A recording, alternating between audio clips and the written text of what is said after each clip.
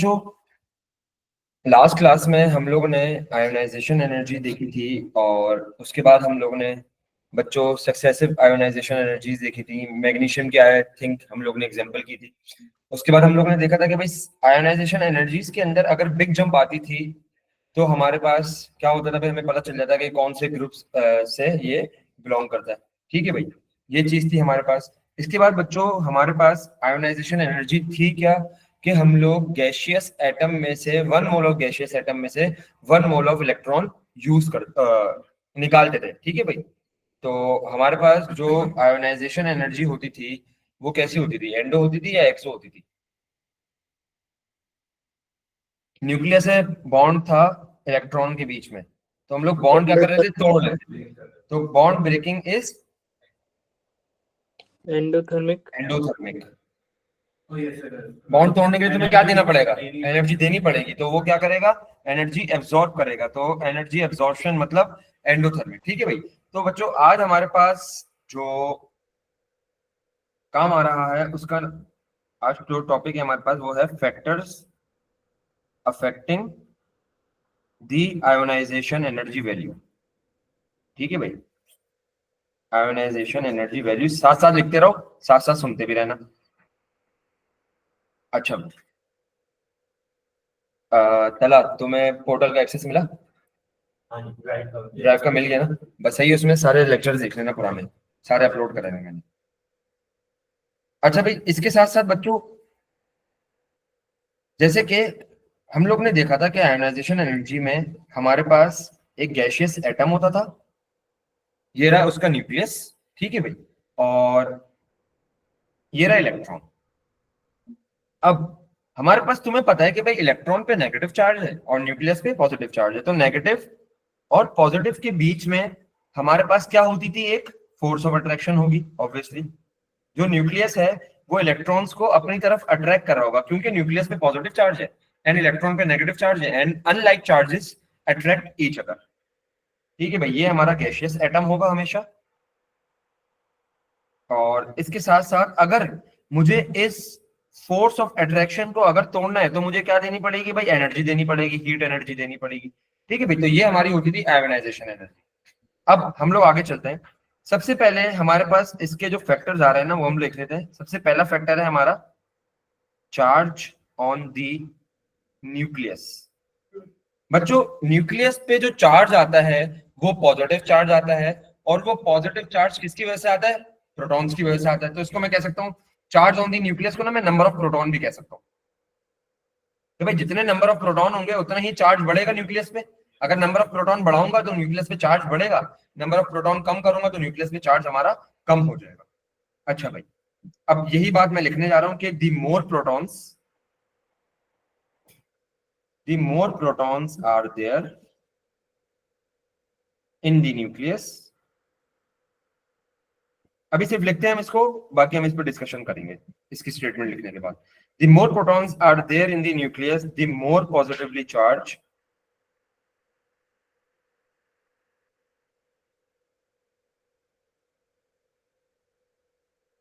the nucleus is, या the nucleus will be,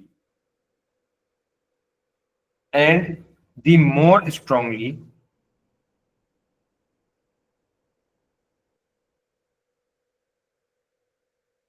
electrons are attracted to it। ठीक है भाई, अब ये देखो बच्चों, हमारे पास एक न्यूक्लियस है, उसके अंदर 3 प्रोटॉन है, ये मेरा आ गया है इलेक्ट्रॉन, और इसके बीच में फोर्स ऑफ अट्रैक्शन होगी ऑब्वियसली। एक मेरा न्यूक्लियस है, इसमें तुम देख सकते हो कि भाई 4 प्रोटॉन्स हैं, एक इलेक्ट्रॉन है, और इसके बीच में भी हमारे पास फोर्स ऑफ अट्रैक्शन होगी। इसके साथ साथ हमारे पास एक और न्यूक्लियस है, इसमें 5 प्रोटॉन्स हैं और एक इलेक्ट्रॉन आ गया हमारा, और ऑब्वियसली इसके बीच में भी एक फोर्स ऑफ अट्रैक्शन होगी। अब हमारे पास मेरा एक सवाल है भाई कि यहाँ पर सबसे ज्यादा फोर्स ऑफ अट्रैक्शन इलेक्ट्रॉन और न्यूक्लियस के बीच में कौन से वाले एटम में होगी? क्या फर्स्ट एटम में होगी, सेकंड में होगी, या थर्ड में होगी भाई? थर्ड हाँ में। भाई, थर्ड में। अच्छा आयान, तुमने थर्ड बोला तो इसका मुझे जस्टिफिकेशन दो, क्यों? Because there are more number of protons in the मतलब इसमें it is more positively charge yes. And electron हमारा नेगेटिवली चार्ज होता है। तो मतलब यहाँ पर जो मैं पावर लगा रहा हूँ 5 पॉजिटिव की पावर लगा रहा हूँ। इससे पहले जो पावर है 4 पॉजिटिव की है, इससे पहले जो पावर है वो 3 पॉजिटिव की है। तो ऑब्वियसली 5 पॉजिटिव जो है वो नेगेटिव को ज्यादा अट्रैक्ट करेगा, ऐसा ही है। तो अब इसका मतलब क्या है कि मेरे पास जो थर्ड वाले एटम में है, ये थर्ड एटम है, ये सेकंड एटम है, ये फर्स्ट एटम है बच्चों। थर्ड वाले एटम के अंदर जो मेरे पास फोर्स ऑफ अट्रैक्शन होगी वो सबसे ज्यादा होगी। जब मेरे पास यहाँ पर फोर्स ऑफ अट्रैक्शन है बच्चों, तो मेरे पास इस इलेक्ट्रॉन को जो मैंने हाईलाइट करा है, इसको मैं दूसरे कलर से हाईलाइट, ये लो भाई, इस इलेक्ट्रॉन को निकालना मुश्किल होगा या आसान होगा? मुश्किल। ऑब्वियसली मुझे इसके फोर्स ऑफ अट्रैक्शन क्या है भाई? स्ट्रॉन्गर है, स्ट्रॉन्गेस्ट है ये। ठीक है भाई, ये स्ट्रॉन्गेस्ट है, ये स्ट्रॉन्ग है, सॉरी ये स्ट्रॉन्गर है और ये स्ट्रॉन्ग है। ठीक है भाई। तो अब देखो यहां पर मेरे पास सबसे ज्यादा फोर्स ऑफ अट्रैक्शन है थर्ड एटम के अंदर। मुझे आयोनाइजेशन एनर्जी करनी है इसमें। आयोनाइजेशन एनर्जी का मतलब क्या है कि 1 मोल ऑफ गैसियस एटम में से मैंने 1 मोल ऑफ इलेक्ट्रॉन निकालना है। तो अब यहाँ पर फोर्स ऑफ अट्रैक्शन ज्यादा है, तो इस इलेक्ट्रॉन को निकालने के लिए मुझे ज्यादा एनर्जी देनी पड़ेगी। तो जब मुझे ज्यादा एनर्जी देनी पड़ेगी तो मेरे पास यहाँ पर जो होगा ना, आयोनाइजेशन एनर्जी क्या होगी? ज्यादा होगी, मोर आयोनाइजेशन एनर्जी। ठीक है भाई। तो मेरे पास न्यूक्लियस के अंदर ज्यादा जब भी चार्ज आएगा या न्यूक्लियस के अंदर जब भी ज्यादा प्रोटॉन होंगे तो मेरी आयोनाइजेशन एनर्जी हमेशा बढ़ेगी, क्योंकि मेरे पास न्यूक्लियस और इलेक्ट्रॉन के बीच में फोर्स ऑफ अट्रैक्शन बहुत ज्यादा हो जाएगी। तो उसको ओवरकम करने के लिए मुझे ज्यादा एनर्जी देनी पड़ेगी। ठीक है, तो इसके अंदर रिलेशन बना लो कि नंबर ऑफ प्रोटॉन, या स्लैश करके लिख दो charge on nucleus, is directly proportional to ionisation energy. ठीक है भाई, ये तो ऑब्वियसली बहुत आसान था। अब हम आगे चलते हैं। ये तो हमारा बच्चों फर्स्ट फैक्टर हो गया है, चार्ज ऑन द न्यूक्लियस। अब मैं बात करता हूं भाई सेकंड फैक्टर की। सेकंड फैक्टर की अगर मैं बात करूं तो मेरे पास आ रहा है distance of electrons from the nucleus.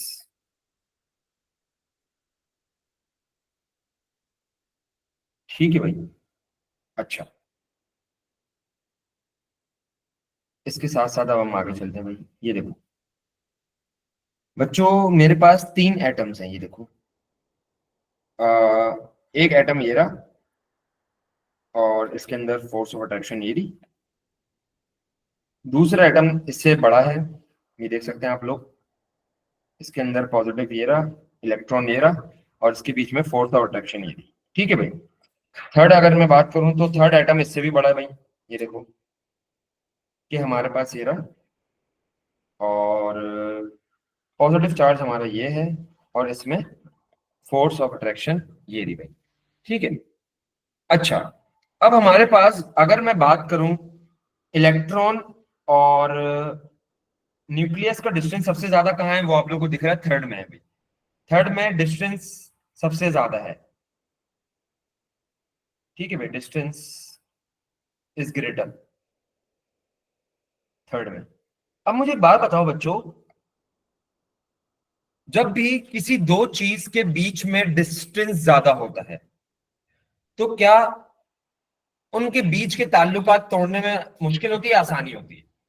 आसानी होती है ऑब्वियसली। कि हमारे पास जब यहाँ पर डिस्टेंस ज्यादा है, देखो तीनों में फोर्स ऑफ अट्रैक्शन है हमारे पास। ये बच्चों, ये मैं ग्रीन से मार्क कर रहा हूँ, ये फोर्स ऑफ अट्रैक्शन है। तो देखो सबसे ज्यादा डिस्टेंस है थर्ड में। तो याद रखना, जितना डिस्टेंस बढ़ता रहता है ना तुम्हारे पास, उतनी फोर्स ऑफ अट्रैक्शन क्या होती रहती है भाई? कम होती रहती है। Force of attraction is weaker. सबसे ज्यादा स्ट्रॉन्गेस्ट किस में होगी फोर्स ऑफ अट्रैक्शन? नंबर 1 में हमारे पास स्ट्रॉन्गेस्ट फोर्स ऑफ अट्रैक्शन है बच्चों। ठीक है भाई, फोर्स ऑफ अट्रैक्शन, इसका मैंने शॉर्ट फॉर्म लिख दी। यहां पर जो फोर्स ऑफ अट्रैक्शन है ना थर्ड में, ये वीकेस्ट है। ठीक है भाई। अब होगा क्या कि जब थर्ड वाले एटम के अंदर फोर्स ऑफ अट्रैक्शन ही इतनी हल्की है तो क्या जब मैं इसको एनर्जी प्रोवाइड करूंगा इलेक्ट्रॉन निकालने के लिए, तो क्या ये इलेक्ट्रॉन आसानी से निकल जाएगा या मुश्किल से निकलेगा? आसानी से निकल जाएगा, तो यही तो हमारी आयनाइजेशन एनर्जी है। इसका मतलब क्या है कि अगर मेरा डिस्टेंस ऑफ न्यूक्लियस क्या होगा, ज्यादा होगा, अगर मेरा डिस्टेंस ऑफ न्यूक्लियस ज्यादा होगा तो मैं अपना इलेक्ट्रॉन आसानी से निकाल सकता हूं। क्यों? क्योंकि इलेक्ट्रॉन और न्यूक्लियस के बीच में जो फोर्स ऑफ अट्रैक्शन होगी वो बहुत कम होगी। ठीक है भाई। तो जो मेरा थर्ड वाला एटम है ना बच्चों, इसकी जो आयोनाइजेशन एनर्जी है बहुत कम होगी। ठीक है भाई, तो ये हम लोग लिख लेते हैं इसके अंदर कि स्मॉलर द साइज,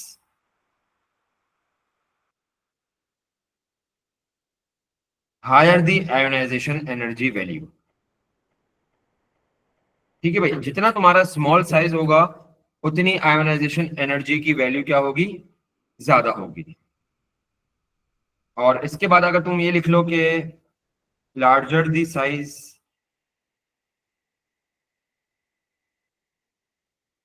हायर, इसको कुछ और चीज भी बोलते हैं ना, एटॉमिक रेडियस, है ना? हाँ हाँ रेडियस भी कह सकते हैं, lower the ionisation energy value. ठीक है भाई, तो ये एक हमारे पास पॉइंट हो गया। अब इसके हम लोग स्टेटमेंट लिख लेते हैं।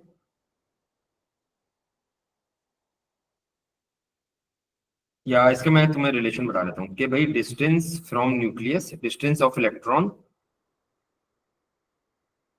फ्रॉम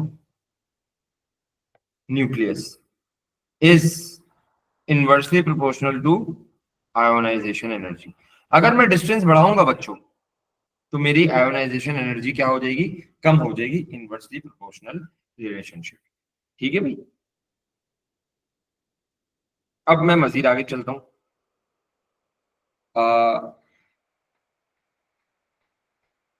अच्छा, इसके अंदर बच्चों एक नोट लिखवा रहा हूँ, बड़ा मेन नोट है, फिर हम लोग आगे वाली चीज डिस्कस करते हैं। एक नोट लिख लो पहले, फिर हम लोग इसको डिस्कस करेंगे। Attraction falls off very rapidly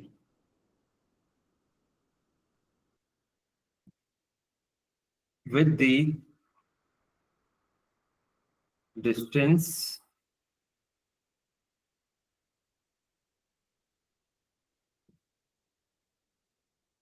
uh, with the distance as the electron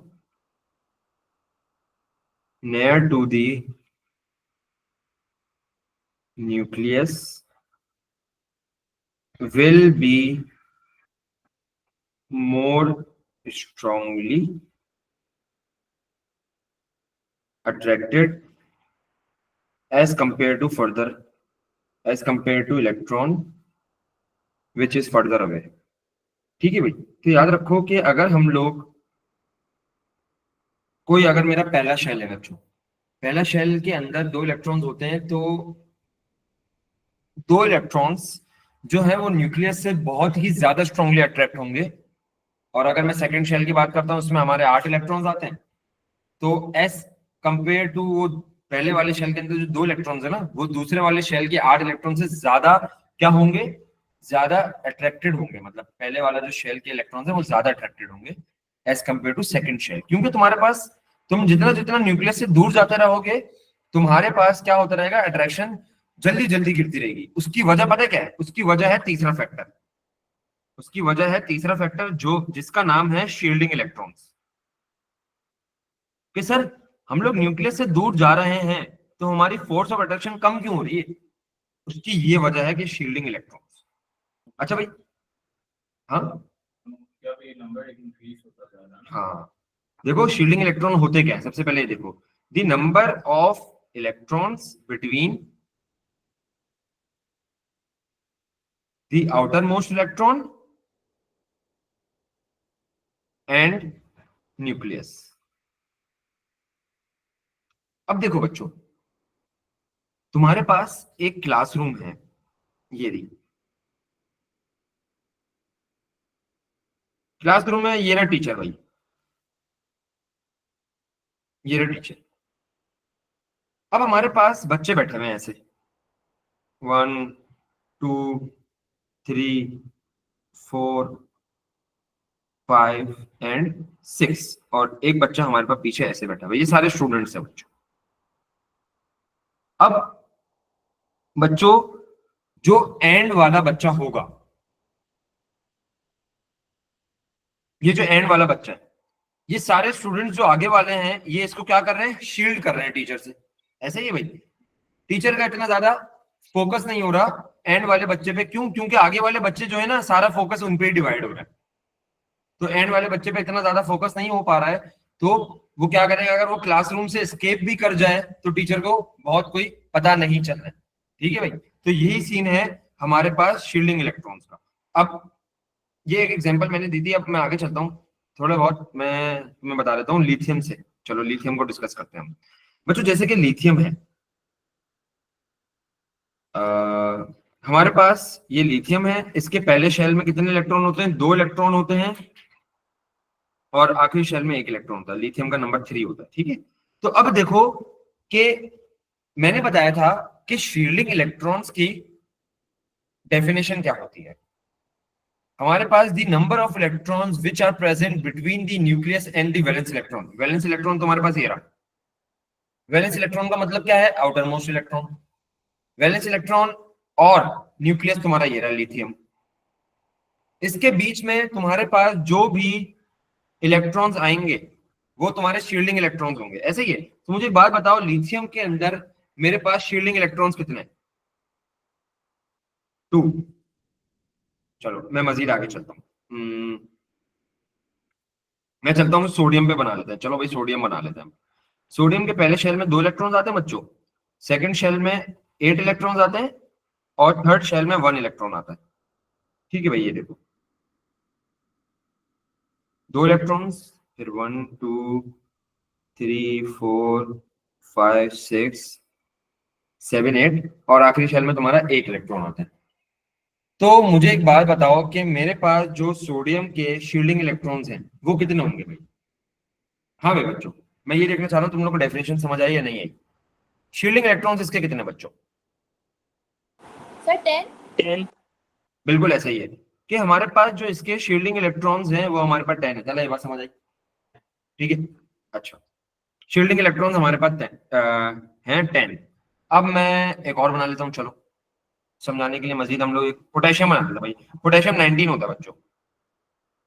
तो हमारे पास पहले शेल में 2, देन 8, देन 8 एंड देन 1। तो देखो पहले शेल में 2 आ गए तुम्हारे, दूसरे शेल में 1 2 3 4 5 6 7 8, थर्ड शेल में 1 2 3 4 5 6 7 एंड 8, एंड आखिरी शेल में तुम्हारा 1 आ गया। तो हमारे पास बच्चों पोटेशियम के अंदर जो शील्डिंग इलेक्ट्रॉन्स है वो कितने भाई? चलो चला जवाब दो। 18 है भाई। ठीक है, हमारे पास जो पोटेशियम के अंदर शील्डिंग इलेक्ट्रॉन्स है वो 18 है, हमारे सोडियम के अंदर जो शील्डिंग इलेक्ट्रॉन्स है वो 10 है, और लिथियम के अंदर हमारे शील्डिंग इलेक्ट्रॉन कितने? 2 है। ठीक है, अच्छा। अब ये मेरा न्यूक्लियस है बच्चों, ये मैं न्यूक्लियस मार्क कर दिए सबके, ये देखो पोटेशियम और ये। अब मुझे एक बात बताओ, न्यूक्लियस को यहां पर मैं ना किसी चीज से कंपेयर करता हूँ, टीचर से कंपेयर करता हूँ। अब लिथियम है, लिथियम का न्यूक्लियस जो है ये टीचर है भाई। ये इसका फोकस फिलहाल इन 2 बच्चों पे, क्योंकि ये 2 करीब है, तीसरे वाले बच्चे पे ज्यादा फोकस है ही नहीं, तो वो क्लास छोड़ के भी निकल जाए पता ही नहीं चलेगा। Same goes for sodium. हमारे पास सोडियम का जो फोकस है वो किस पे? पहले ये 2 बच्चों पे, फिर सेकंड शेल वाले बच्चों पे है। ठीक है, इलेक्ट्रॉन्स पे है। आखिरी वाला पे इतना कुछ फोकस नहीं है। और थर्ड वाले देखो पोटेशियम का जो फोकस है वो 18 बच्चों पे है, और फिर आखिरी वाले पे नहीं है। लेकिन अब यहाँ पर एक और सवाल है मेरा, कि जैसे कि अगर मैं एक क्लास पढ़ाता हूँ जिसमें 10 बच्चे हैं, 5 5 4 और 1, फिर मैं एक क्लास पढ़ा रहा हूँ जिसमें 50 बच्चे हैं, हमेशा एंड में 1 बैठा हुआ है, तो मेरी चांसेस किसमें ज्यादा हैं कि मेरा जो फोकस आखिरी वाले बच्चे पे हो वो ज्यादा हो? जिसमें बच्चे कम होंगे। ऐसा ही जिसमें 10 बच्चे होंगे, 5 4 और 1, और 50 वाले में तो खैर 10 10 की 5 लाइनें, फिर 9 और 1। तो मेरे पास क्या चांसेस होंगे कि जहां पर मेरे पास 10 बच्चे हैं तो मैं आखिरी वाले को ग्रिप करके रखूं, आखिरी वाले को फोकस करके रखूं। लेकिन एक बच्चा बैठा हुआ ही आगे है, उससे पहले 50 बच्चा बैठा हुआ है, या 40 बच्चा बैठा हुआ है, तो आखिरी वाले पे फोकस मेरा क्या हो जाएगा, बहुत कम हो जाएगा, वो क्लास से भी बाहर निकल जाए, मुझे पता भी नहीं चलेगा, ऐसा ही वाला सीन होगा। तो same goes for shielding electron, कि जैसे जैसे तुम्हारे पास शील्डिंग इलेक्ट्रॉन बढ़ते रहते हैं, तुम्हारे पास न्यूक्लियस का अट्रैक्शन जो आखिरी इलेक्ट्रॉन पे है वो क्या होता रहता है, कम होता रहेगा। जैसे मेरा फोकस डिवाइड हो रहा था आखिरी वाले बच्चे पे, सेम गोज फॉर इलेक्ट्रॉन, तो मेरा आखिरी वाले इलेक्ट्रॉन पे क्या होगा कि भाई मेरा फोकस डिवाइड होता रहेगा, या अगर केमिस्ट्री की जबान में बोले तो मेरे पास न्यूक्लियस की फोर्स ऑफ अट्रैक्शन क्या होती रहेगी, बहुत कम होती रहेगी। क्यों? क्योंकि उसके पास बीच में फोर्स ऑफ अट्रैक्शन के लिए इतने सारे इलेक्ट्रॉन्स आ गए जिनको हम शील्डिंग इलेक्ट्रॉन्स बोलते हैं। ठीक है भाई, तो इसके हम लोग सबसे पहले स्टेटमेंट लिखते हैं कि due to shielding electrons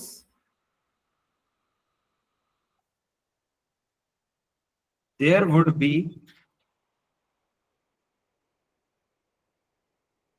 lessening of pull of nucleus। पता क्या होगा कि हमारे पास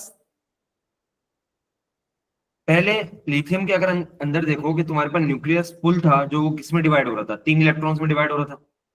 लेकिन अगर तुम बात करो सोडियम की, तो सोडियम का तुम्हारे पास न्यूक्लियस पुल पहले 10 में डिवाइड हो रहा है, फिर आखिरी वाले 1 में जा रहा है। पोटेशियम की बात करो तो हमारे पास न्यूक्लियस पुल पहले 18 में जा रहा है, फिर आखिरी वाले में 1 में जा रहा है। तो मुझे एक बात बताओ, सबसे कम न्यूक्लियस पुल वैलेंस इलेक्ट्रॉन पे किसका होगा, पोटेशियम का, सोडियम का या लिथियम का? मैंने कहा सबसे कम न्यूक्लियस पुल वैलेंस इलेक्ट्रॉन पे किसका होगा, पोटेशियम का, सोडियम का या लिथियम का? पोटेशियम का। क्यों? बिल्कुल ऐसा ही है कि उसके बीच में हमारे पास बच्चों ज्यादा शील्डिंग इलेक्ट्रॉन्स। ठीक है भाई, तो वो उसको क्या कर रहे हैं, उसके न्यूक्लियर पुल को डिक्रीज कर रहे हैं, लेसनिंग द न्यूक्लियर पुल, ये रहा। ठीक है भाई, नेक्स्ट, दिस लेसनिंग मतलब कम हो रही है, this lessening of nuclear pull is called shielding effect. ठीक है भाई, अब इधर देखो कि हमारे पास बच्चों जो शील्डिंग इफेक्ट है वो सबसे ज्यादा कहां पर है, चलो जल्दी जल्दी बताओ। हमारे पास शील्डिंग इफेक्ट सबसे ज्यादा कहां पर है, पोटेशियम, सोडियम या लिथियम? पोटेशियम में मेरे पास जो शील्डिंग इफेक्ट है वो मैक्सिमम है, ऐसा ही है। मतलब मेरा जो न्यूक्लियस पुल है वो डिवाइड हो गया बहुत ज्यादा, तो क्या इसके आखिरी वाले जो इलेक्ट्रॉन है मेरा, उसको निकालने में आसानी होनी चाहिए या मुश्किलात होनी चाहिए? आसानी होनी चाहिए ऑब्वियसली। तो इसका मतलब ये है कि अगर मैं शील्डिंग इफेक्ट बढ़ाता हूं तो मेरे पास आयोनाइजेशन एनर्जी कम होगी या बढ़ेगी? कम होगी। मतलब आसानी है तो मुझे इतनी ज्यादा एनर्जी नहीं देनी पड़ेगी ना इलेक्ट्रॉन निकालने के लिए। तो याद रखो, अगर मैं शील्डिंग इफेक्ट बढ़ाता हूं बच्चों, शील्डिंग इफेक्ट अगर मैंने बढ़ाया तो मेरे पास जो आयोनाइजेशन एनर्जी है वो क्या हो जाएगी, कम हो जाएगी। मतलब इनवर्स रिलेशन है ये भाई। शील्डिंग इफेक्ट बढ़ाओगे आयोनाइजेशन एनर्जी कम हो जाएगी, और शील्डिंग इफेक्ट कम करोगे तो आयोनाइजेशन एनर्जी बढ़ जाएगी। तो मुझे एक बात बताओ, इन तीनों में सबसे ज्यादा आयोनाइजेशन एनर्जी मेरे पास किसकी होगी, सोडियम, लिथियम या पोटेशियम? सबसे ज्यादा हाँ, किसमें किसकी होगी सबसे ज्यादा? लिथियम की होगी ना। क्यों? क्योंकि इसके बाद इतना शील्डिंग इफेक्ट है ही नहीं। मैक्सिमम आयोनाइजेशन एनर्जी, ठीक है भाई, मिनिमम हमारे पास किसकी होगी, पोटेशियम की, मिनिमम आयोनाइजेशन एनर्जी। ठीक है भाई, नेक्स्ट। अच्छा बच्चों, हमारे पास याद रखो एक चीज के, एक नोट लिख लो, first ionisation energy value of all the groups decreases down the group। जितने भी ग्रुप है हमारे पास उनकी down the group ionisation energy बच्चों डिक्रीज हो रही है। क्यों? वजह क्या है?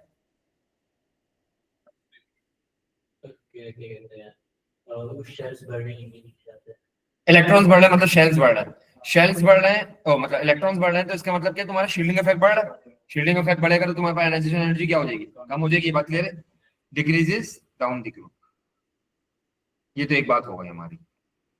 अच्छा, तुम्हारे पास जो ट्रेंड आएगा ना वो हमेशा पता है किसका पूछेगा, फर्स्ट आयोनाइजेशन एनर्जी का। ठीक है, और दूसरा नोट हमारे पास क्या है, first ionisation energy value of all the period. Group पता है ना भाई हमारे पास क्या होती हैं, वर्टिकल लाइन होती है, पीरियड हमारे पास हॉरिजॉन्टल लाइन होती है। First ionisation value of all the period increases across the period. अच्छा इसकी वजह चलो ये बताओ कि हमारे पास अगर मैं अक्रॉस द पीरियड जा रहा हूं तो मेरे पास आयोनाइजेशन एनर्जी क्यों बढ़ रही है? इलेक्ट्रॉन कम तो नहीं होते। अगर तुम अक्रॉस द पीरियड जाओगे इलेक्ट्रॉन कब कम होंगे? रुको प्रोडक्ट टेबल डिस्कस करते हैं, 2 मिनट की डिस्कशन है, अभी समझ आ जाएगा। ये रहा भाई तुम्हारे प्रोडक्ट टेबल। अच्छा बच्चों देखो, पीरियड हमें क्या बताता है? नंबर ऑफ शेल्स बताता है। मुझे एक बात बताओ, जब मेरे पास नंबर ऑफ शेल्स सेम होंगे तो क्या मेरे पास नंबर ऑफ इलेक्ट्रॉन्स भी सेम होंगे शील्डिंग? चला क्यों नहीं होंगे? देखो अब मैं बताता हूं, अभी तुम्हारे सामने हो जाएगा। सोडियम है, सोडियम के पहले शेल में 2 होते हैं, दूसरे शेल में 8 होते हैं, थर्ड शेल में 1 होता है। इसकी शील्डिंग इलेक्ट्रॉन कितने मुझे बताओ? नहीं ना, 2 और 1 2 3 4 5 6 7 और 8। शील्डिंग इलेक्ट्रॉन कितने? 10 है। मैग्नीशियम का अगर तुम एटम बनाओ ना, मैग्नीशियम का भी देखो, पहले शेल में 2 होते हैं, दूसरे शेल में 8 होते हैं, ऐसा ही है। और तीसरे शेल में कितने होते हैं तला? 12 होता है, तो 2 होते हैं। तो देखो इसके इनर शेल में इलेक्ट्रॉन्स कितने? 10 है। तो क्या शील्डिंग इफेक्ट सेम है? अब मुझे एक बात बताओ, शील्डिंग इफेक्ट तो सेम है हमारा, ठीक है, ये बात क्लियर होती है। सोडियम के अंदर न्यूक्लियस पुल कितना है? न्यूक्लियस पुल मतलब नंबर ऑफ प्रोटॉन 11 है। मुझे एक बात बताओ, मैग्नीशियम के अंदर नंबर ऑफ प्रोटॉन कितना है? 12 है। तो क्या मेरे पास न्यूक्लियस पुल बढ़ गया? जब तुम्हारे पास न्यूक्लियस पुल बढ़ता है तो तुम्हारे पास आयनाइजेशन एनर्जी का क्या होता है? ये देखो मैंने क्या बोला, अगर तुम्हारे पास न्यूक्लियस पुल बढ़ेगा तो क्या तुम्हारे पास आयोनाइजेशन एनर्जी बढ़ेगी? नहीं। तुम्हारे पास शील्डिंग इलेक्ट्रॉन सेम हो रहा है लेकिन न्यूक्लियस पुल बढ़ता रहेगा। जब न्यूक्लियस पुल बढ़ता रहेगा तो तुम्हारे जो आउटर मोस्ट इलेक्ट्रॉन है उनको निकालने में मुश्किलात होंगी, तो आयोनाइजेशन एनर्जी बढ़ेगी। ये वजह है तुम्हारे पास। अभी हम इसको डिस्कस करेंगे डिटेल में, बस मैंने एक तुम्हें ब्रीफ इंट्रोडक्शन दिया, ठीक है भाई। हमारे पास जब भी न्यूक्लियस पुल बढ़ेगा हमारे पास आयोनाइजेशन एनर्जी क्या हो जाएगी? बढ़ जाएगी। तो हमारे पास अक्रॉस द पीरियड न्यूक्लियस पुल बढ़ता है बच्चों, और इसके साथ साथ शील्डिंग इफेक्ट क्या रहता है? सेम रहता है। तो ये इसकी वजह है। ऑनलाइन वालों समझ आया सबको ये बात? Yes, sir. सुमैया Yes, आपको sir. क्लियर है? Yes, sir. ठीक है भाई। अच्छा ये तो हो गया बच्चों हमारे पास फैक्टर्स अफेक्टिंग दी आयोनाइजेशन एनर्जी। अब मजीद में आगे चलता हूं, ठीक है। अब हमारे पास आ गया है बच्चों फैक्टर्स अफेक्टिंग दी एटॉमिक रेडियस। बच्चों आई होप सबको एटॉमिक रेडियस के बारे में पता होगा भाई कि एटॉमिक रेडियस क्या चीज है। ये देखो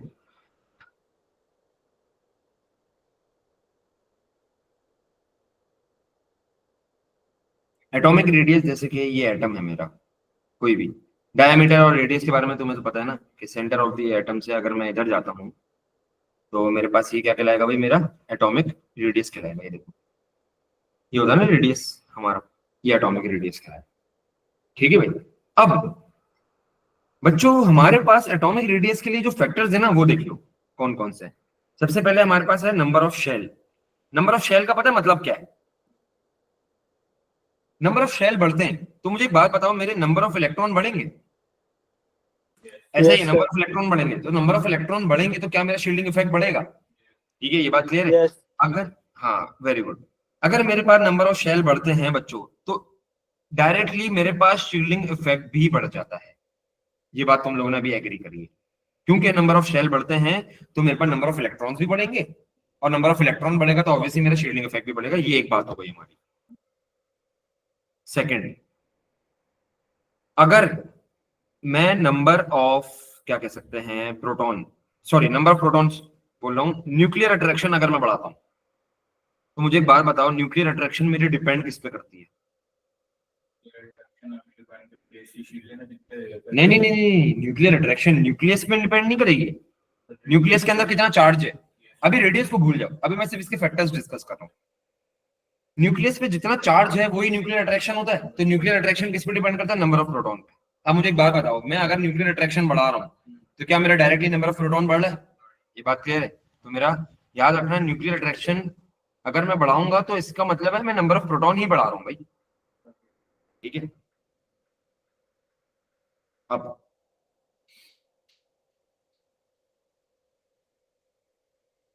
अच्छा भाई, अब हम डिस्कस कर लेना एक और चीज बच्चों। मैं एक रिलेशन तुमसे पूछूंगा, ये वाला रिलेशन, नंबर ऑफ शेल और शील्डिंग इफेक्ट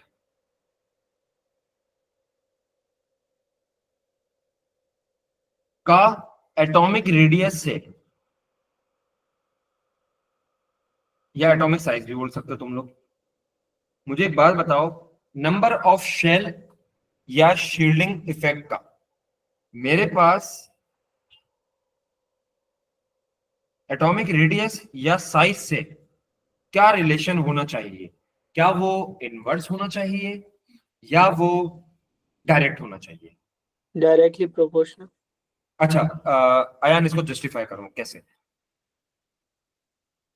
बिकॉज जैसे जैसे वो एटम बड़ा होता जाएगा तो फिर उसका जो number of shells will increase and also shielding effect will increase eventually. Obviously. चलो मैं भी तुम्हें बात करते हैं लिथियम की। लिथियम के प्रोटॉन नंबर 3 होता है। तो देखो बच्चों, हमारे पास लिथियम के शेल कितने? 1 and 2 and 1। लिथियम के 2 शेल है। इसके अंदर शील्डिंग इलेक्ट्रॉन्स कितने बच्चों? शेल्स इसमें मेरे पास हैं 2 और शील्डिंग इलेक्ट्रॉन्स इसमें मेरे पास भी 2 हैं, ठीक है। अब मैं आ जाता हूं सोडियम पे, या बच्चों चलो हम बात करते हैं मैग्नीशियम की, थोड़ा सा और डिफरेंस पता चल जाएगा। मैग्नीशियम के 12 इलेक्ट्रॉन्स होते हैं। तो देखो पहले शेल में 2 आएंगे और दूसरे शेल में तुम्हारे कितने आएंगे? 8।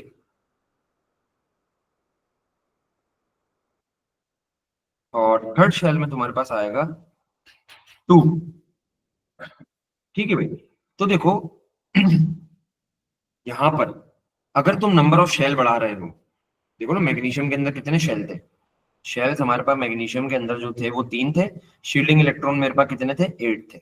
सॉरी 8 बोल रहा हूँ, 10, ठीक है। तो अब एक बात देखो गौर से कि मैंने यहां पर नंबर ऑफ शेल्स बढ़ा दिए, नंबर ऑफ शेल्स मैंने बढ़ा दिए, तो डायरेक्टली मेरा शील्डिंग इफेक्ट भी बढ़ गया। देखो शील्डिंग इलेक्ट्रॉन इसमें 2 हैं, इसमें 10 है, ठीक है। ये तो एक बात हो गई। अब मैंने नंबर ऑफ शेल बढ़ाए हैं, शील्डिंग इफेक्ट तो बढ़ा ही बढ़ा है। क्या लिथियम और मैग्नीशियम के साइज में फर्क नहीं है? फर्क है। क्यों है फर्क? क्योंकि मैंने नंबर ऑफ शेल्स बढ़ा दिए, ठीक है भाई। नंबर ऑफ शेल्स मैंने बढ़ाए तो मेरे, तुम देख सकते हो ना, एटॉमिक रेडियस या एटॉमिक साइज में भी फर्क आया। तो हमारे पास जो क्या कह सकते हैं, नंबर ऑफ शेल या शील्डिंग इफेक्ट का जो एटॉमिक रेडियस से रिलेशन होगा वो क्या होगा? डायरेक्टली प्रोपोर्शनल रिलेशन होगा। अगर मैं नंबर ऑफ शेल या शील्डिंग इफेक्ट बढ़ाता हूं तो मैं एटॉमिक रेडियस या एटॉमिक साइज बढ़ाऊंगा। ये एक मेरी बात हो गई है, ठीक है। अब मजीद में आगे चलता हूँ। ये तो एक बात हो गई। अब दूसरी एक डिस्कस करनी है, वो ये है कि भाई न्यूक्लियर अट्रैक्शन या नंबर ऑफ प्रोटॉन। बच्चों nuclear attraction depend he number of proton पे करती है, ठीक है। Nuclear attraction number of proton का मेरे पास बच्चों एटॉमिक साइज से रिलेशन क्या होना चाहिए?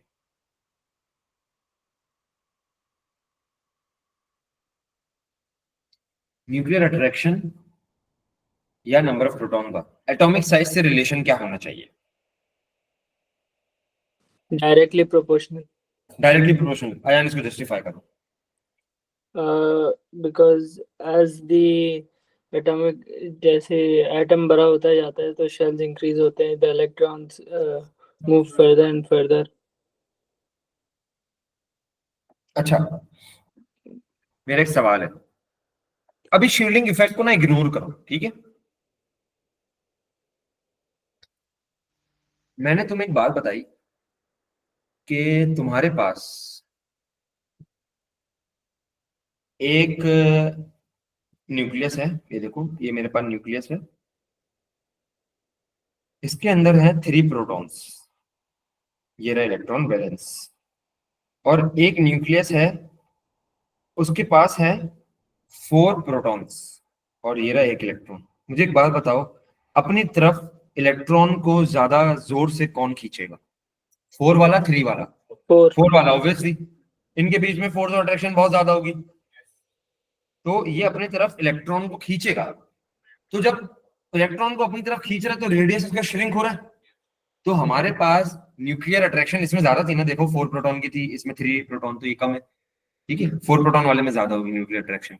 तो न्यूक्लियर अट्रैक्शन हमारी जब ज्यादा होगी तो हमारे पास, याद रखो, हमेशा जो एटॉमिक साइज है वो कम होगा, तो हमारे पास इसका इनवर्सली प्रोपोर्शनल रिलेशन बनेगा। ये बात क्लियर होती है सबको?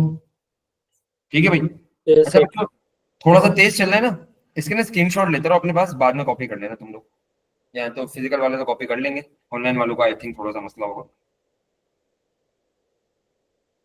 अच्छा भाई, चले भाई आगे बढ़े, चलो अब हम चलते हैं इसके आंसर पे। 3 से 4 मार्क का आंसर आता है बच्चों, ये trend of atomic radius down the group.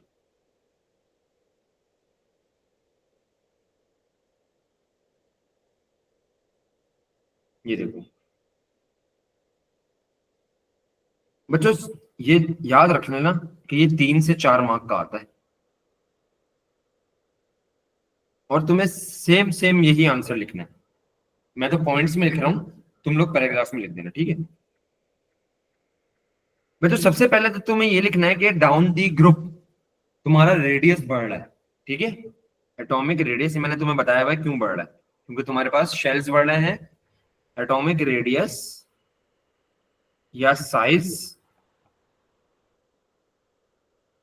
Increases down the group, ठीक है भाई, डाउन द ग्रुप ये तुम्हारे पास बढ़ रहा है। अच्छा, सेकंड पॉइंट, हमारे पास क्या हो रहा है कि डाउन द ग्रुप मेरे पास नंबर ऑफ प्रोटॉन या न्यूक्लियर अट्रैक्शन बढ़ रहा है, ऐसा ही है। इसमें लिख दो, ऑल दो the nuclear attraction increases due to increase in number of protons, कि हमारे पास न्यूक्लियर अट्रैक्शन बढ़ रही है डाउन द ग्रुप क्योंकि तुम्हारे पास नंबर ऑफ प्रोटॉन बढ़ रहे हैं। Third point, number of shell also increases, ये बात भी मानते हो कि डाउन द ग्रुप में आता हूं तो मेरे शेल्स भी इंक्रीज हो रहे हैं, number of shells also increases. अब मुझे एक बात बताओ बच्चों, नंबर ऑफ शेल मेरा बढ़ रहा है, तो मेरा नंबर ऑफ शेल क्या बढ़ाता है? इलेक्ट्रॉन्स बढ़ाता है। इलेक्ट्रॉन्स बढ़े तो इसका मतलब क्या है, मेरा शील्डिंग इफेक्ट भी बढ़ गया, विच इंक्रीजेस शील्डिंग इफेक्ट।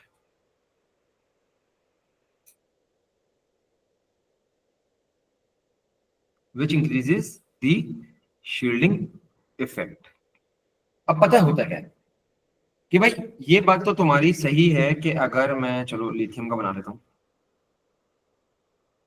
ये मेरे पास लिथियम आ गया, इसमें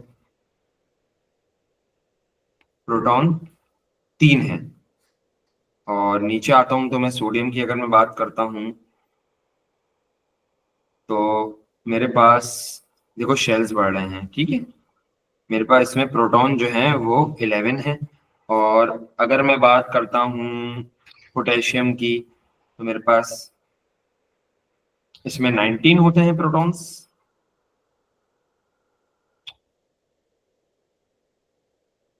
पोटेशियम के हमारे पास 4 शेल्स होते हैं बच्चों, ठीक है भाई, इसमें हमारे पास जो प्रोटॉन्स होते हैं ना बच्चों, वो हमारे पास होते हैं 19। ठीक है।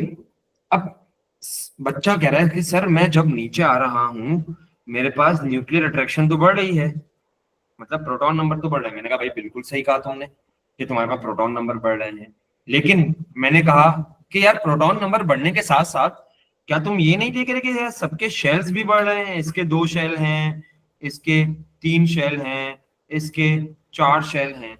बच्चा कह रहा है हाँ सर मैं तो ये भी देख रहा हूँ। तो मैंने बोला कि क्या तुम्हारे पास यहाँ पर जब शेल नंबर बढ़ रहे हैं तो तुम्हारे पास इलेक्ट्रॉन नंबर भी बढ़ रहा होगा? बच्चे कह रहे सर बिल्कुल सही कहा आपने।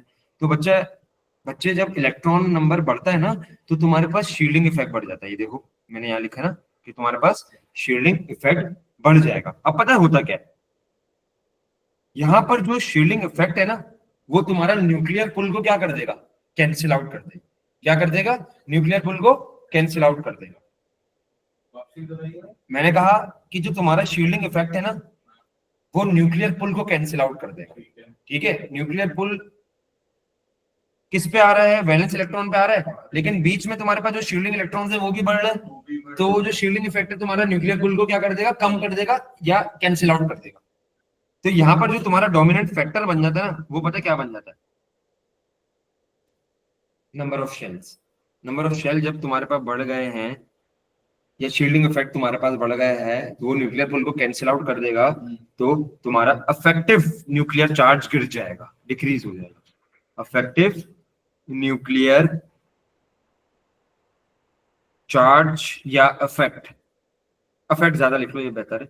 अफेक्टिव न्यूक्लियर अफेक्ट डिक्रीजेस, जिसकी वजह से तुम्हारे पास down the group atomic radius क्या हो जाएगा, बढ़ जाएगा। ठीक है भाई, अफेक्टिव न्यूक्लियर इफेक्ट कौन डिक्रीज कर रहा है? तुम्हारा शील्डिंग इफेक्ट डिक्रीज कर रहा है।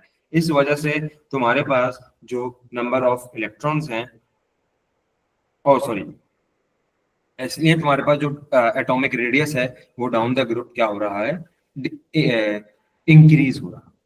तो ऑनलाइन वालों ये बात समझ आती है? Yes, sir. Yes, sir. And Sumaiya, Yes, sir. ठीक है भाई। तो ये एक तो तुम्हारे पास ट्रेंड हो गया। ठीक है भाई, चलो इसको जल्दी जल्दी करो, बस मैं आगे बढ़ रहा हूँ 1 मिनट के अंदर।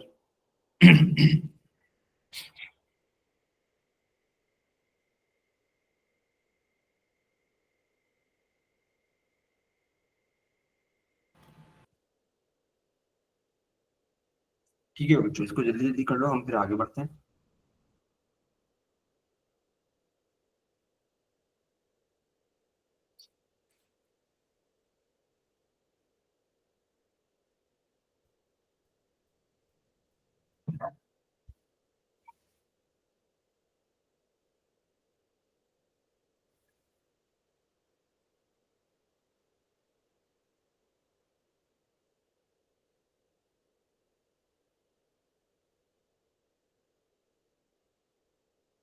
अच्छा भाई बच्चों, एग्जामिनर आपसे सवाल कैसे करेगा? वो आपसे ये नहीं कहेगा कि भाई डाउन द ग्रुप का वो बताओ ट्रेंड, नहीं। वो आपसे ये कहेगा किसी भी ग्रुप में से 2 एलिमेंट्स उठाएगा, वो पूछ लेगा बताओ भाई इसका रेडियस इससे ज्यादा क्यों है। मतलब जैसे कि इसने उठा लिया लिथियम एंड सोडियम, तो वो पूछना बताओ भाई सोडियम का जो रेडियस है वो लिथियम से ज्यादा क्यों है। कभी कभी ये भी बता के दे देगा कि सोडियम का रेडियस ज्यादा है बताओ क्यों लिथियम से। या वो ये भी पूछ लेगा कि डाउन द ग्रुप तुम्हारे पास रेडियस इंक्रीज हो रहा है क्यों, वाई। 3 से 4 मार्क का, तो 3 मार्क का आंसर दिया हो, 3 मार्क का क्वेश्चन दिया हो, आपको ये पूरा आंसर लिखना है। 4 मार्क का क्वेश्चन दिया हो या आपका पूरा आंसर लिखना है। ठीक है भाई, इसको पैराग्राफ में खुद ही कन्वर्ट कर लेना बच्चों। नेक्स्ट, अक्रॉस द पीरियड की बात कर लेते हैं। Trend of atomic radius across the period.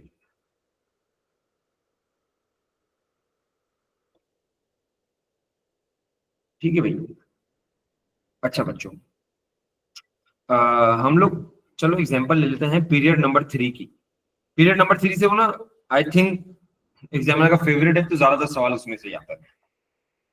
तो देखो सोडियम हो गया तुम्हारा 11, मैग्नीशियम 12, और तुम्हारे पास जो एल्यूमिनियम होता है वो 13 होता है, सिलिकॉन 14, तुम्हारे पास फास्फोरस 15, फास्फोरस के बाद तुम्हारे पास सल्फर 16, और तुम्हारे पास 17 क्या होता है, क्लोरीन, एंड तुम्हारे पास आर्गन होता है 18।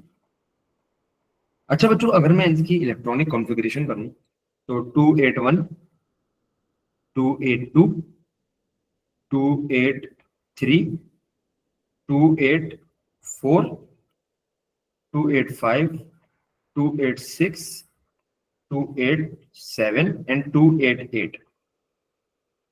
अब मैं सिर्फ समझाऊंगा, बाकी आंसर जो है वो तुम लोगों का घर होमवर्क होगा, ठीक है बच्चों। एटॉमिक रेडियस जो है ना अक्रॉस द पीरियड, पता है क्या होता है, डिक्रीज होता है। क्या होता है भाई, डिक्रीज। ये भी 3 से 4 मार्क का आता है पेपर में, तो इसका आंसर तुम लोगों को अभी खुद जाके डेवलप करना है, मैं सिर्फ समझाऊंगा। क्या तुम्हारे पास सब में शील्डिंग इफेक्ट सेम है, हाँ या ना? ठीक है, शील्डिंग इफेक्ट सेम है तो इसका मतलब शील्डिंग इफेक्ट तो कांस्टेंट है, ठीक है। क्या तुम्हारे पास न्यूक्लियस पुल बढ़ता जा रहा है, नंबर ऑफ प्रोटॉन बढ़ रहा है, ऐसा ही है।